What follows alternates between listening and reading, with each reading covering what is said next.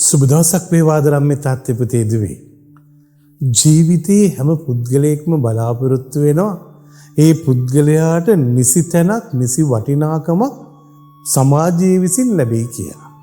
ඉතින් ඔබේ ජීවිතයට මුණ ගැහෙන හැම කෙනාටම ඔබට පුළුවන්කමක් ඇති වුණොත් ඒ මොහොතේදී ඒ පුද්ගලයාට ගෞරවාන්විතව සලකලා ආදරවන්තකමින් සලකලා අගය කරමින් සලකලා ඒ පුද්ගලයාගේ ජීවිතයට වටිනාකමක් තියෙනවයි කියලා පෙන්වන්න එදාට ඒ පුද්ගලයාගේ ජීවිතයේ ඇතුලේ අතුලාන්ත ශාන්තියක් ඇති වෙලා පිපිදීමක් ඇති වෙනවා.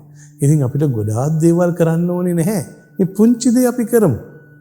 උදේ පාන්දරේ ඉඳලා රාත්‍රියේ නිින්දට යනකම් හම්බෙන හැම කෙනාටම ගෞරවාන්විතව සලකන්න, ආදරවන්තව සලකන්න, අගය කරමින් සලකන්න වටිනාකමක් තියෙනවයි කියන දේ ඔවුන්ට පවසන්න.